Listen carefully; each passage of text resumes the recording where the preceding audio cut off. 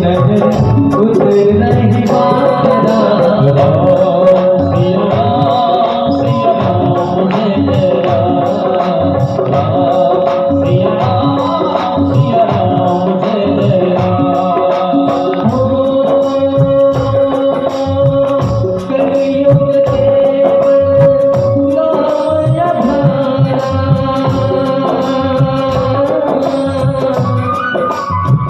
सुमरी सुमरी नजर उतर नहीं पाता। सिया राम जय जय राम, सिया राम जय जय राम।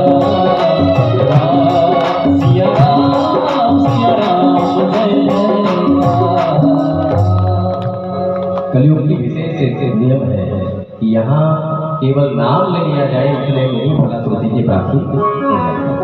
कितना छूट दिया है भगवान ने।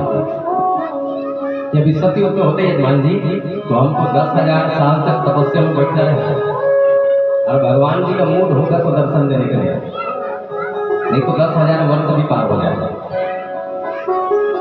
ये कलयुग एक ऐसा युग है कि कलयुग केवल नामधारा, एक बार अगर नाम ले लो खाली, एक बार कृष्ण या राधा या महालक्ष्मी या गणेश कुछ भी कह दो तो समझ जाइए उतने में हमारे खाते में पुण्य चला जाता है। तो फायदा है कलयुग को सब सोचते रहते हैं, लेकिन मुझे फायदा है तो कलयुग अच्छा लगता है क्योंकि इसमें फायदा भी बहुत ज्यादा है। इसलिए बड़े प्रेम से नाम जपन करते हुए हमको आना है और नाम जपन करते हुए जाना है। घर के मुख्य द्वार पर आप प्रतिदिन दिया जलाइए, क्योंकि इस बीच में भगवान जी को जो सच्चे हृदय से निवेदन करता है अपने घर बुलाता है। यहाँ जैसे आप बैठे हैं और भगवान को निमंत्रण दे दिया कि प्रभु मेरे घर में आइए, तो भगवान जी उसके घर में भ्रमण करने के लिए निकलते हैं। तो इसलिए अपने घर के बाहर में जैसे आप कल सुसज्जा करके कलश इत्यादि स्थापना किए थे, कलश यात्रा में तो मैं नहीं जा पाया था, लेकिन इस गली में मैंने देखा कि सबके घर के बाहर में कलश जम रही थी, सबके घर में रंगोली थी और सबके घर में सुंदर गोबरी से लिपाई हुई थी, बहुत ही सुंदर लग रहा।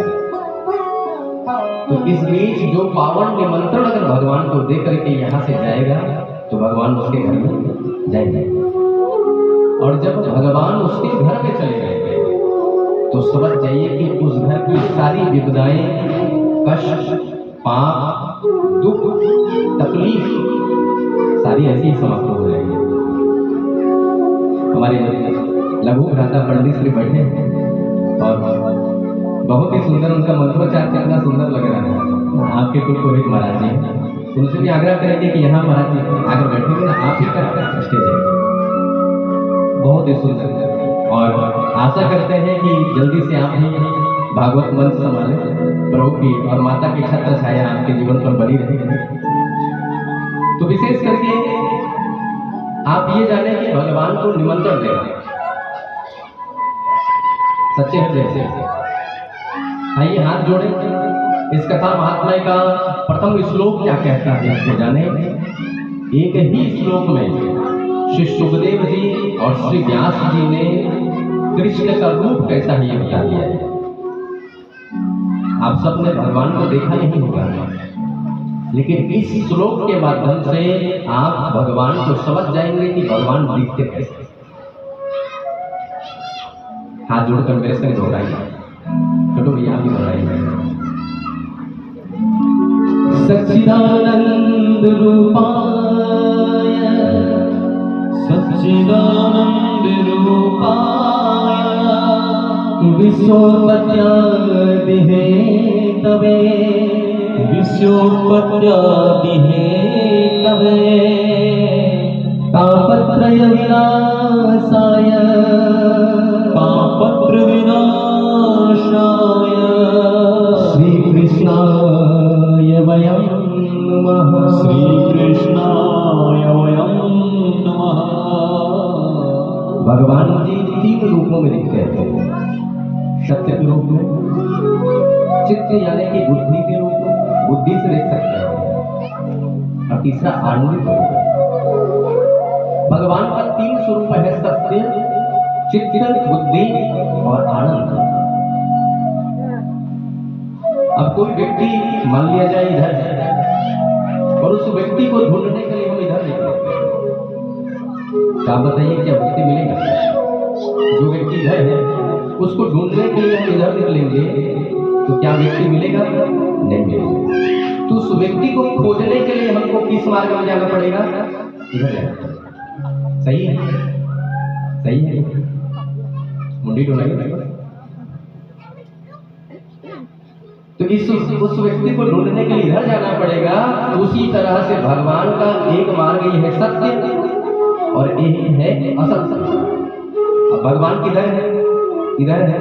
अब हम इधर ढूंढने के लिए निकले तो इधर जाएंगे तो नदी ही मिलेगी, भगवान को मिलेगी। तो अपना मार्ग परिवर्तन आप कर लीजिए। भगवान को पाने का सबसे सरल रास्ता ये है कि आप सत्य के मार्ग पर चलना प्रारंभ कर दीजिए, तो आपको भगवान जी ऐसे ही राह चलते प्राप्त हो जाएंगे। और दूसरा चीज क्या होगा? जब आप सत्य के मार्ग पर चलेंगे तो दूसरी चीज आपको मिलेगी, वो है आपकी बुद्धि। जो बुद्धि हो गई होगी वो सुबुद्धि में परिवर्तित हो जाएगी। जो कई प्रकार के गलत कार्यों को सोच रही है वो सब सत्य के मार्ग पर चलने के बाद बंद हो जाएगा और इस बुद्धि में विवेक आ जाएगी और आप सबके लिए अच्छा सोचेंगे। और जो दूसरों के बारे में पहले सोचता है भगवान उसके बारे में पहले सोचते हैं। उदाहरण है नारद जी महाराज। नारद जी ने कभी खुद के लिए कुछ नहीं मांगा, लेकिन सबसे ज्यादा प्रेम भगवान जी नारद जी को करते थे। इसलिए दूसरों के कष्ट में अगर आपको दुख लगे तो समझ जाइए कि भगवान जी बिना कहे आपके कष्ट को निवारण कर देंगे। तो सत्य के मार्ग पर चलेंगे तो दूसरी बुद्धि हमारी जागृत हो जाएगी और जब बुद्धि जागृत हो जाए तो फिर जीवन में आएगा आनंद। जिसके पास बुद्धि है ना वो आनंदित रहता है। वो चाहे जंगल में रहकर भी आनंदित रहे, कहीं भी रहे तो आनंदित रहे। एक ऋषि थे ऐसे बुद्धिमान। एक दिन एक सेठ जी आए और कहने लगे कि हे ऋषि, मैं आपको एक गाय दान करना चाहता हूं, प्रतिदिन 50 लीटर दूध देती थी। अच्छी बात है। ऋषिगण ने उस गाय को रखा। 50 ठीक वहां उनके विद्यार्थी थे, खुश हो गए। ठीक 50 लीटर देती है, गुरु जी तो उपवास ज्यादा रहते हैं तो 50 लीटर को खाने का सौभाग्य हमको ही प्राप्त होगा। बढ़िया खुशी खुशी गुरु जी ने उस गाय को रखा। 1 महीना बीत गया, आनंदित होकर के रहने लगे और 1 महीना के बाद में वो सेठ जी वापस फिर गया और कहने लगे कि ऋषिगण, मैंने आपको जो गाय दान की थी उस गाय को दान करने के बाद मुझे लग रहा है कि मुझे दान नहीं करना चाहिए था, इसलिए वो गाय मुझे वापस कर दीजिए। ऋषिगण ने कहा ले जाइए। अब बच्चे देख रहे हैं तो गुरु जी मुस्कुरा रहे हैं। गाय दिया तब भी मुस्कुरा रहे थे, ले गए तब भी मुस्कुरा रहे हैं। बच्चे ने पूछा गुरु जी एक बात समझ में नहीं आई। क्या बात? कहा गाय दी ये तो खुशी की बात थी, ले गए इसमें क्या खुशी है? बेटा गाय दी तो दूध खाने को मिल रहा है, हाँ ये तो बात खुशी की बात है, लेकिन ले गए तो खुशी की बात इसमें यह है कि ना हमको चारा डालना पड़ रहा है, न गोबर खाना पड़ रहा है, न गाय को धोना पड़ रहा है। 3-4 चीजों से बच तो गए बेटा, इसमें भी तो खुशी है। इतना काम कर रहा तो उसे बच गए। तो कुल मिला के कहना ये चाहता हूँ आपको कि हर परिस्थिति में अपने आप को आनंदित रखना चाहिए।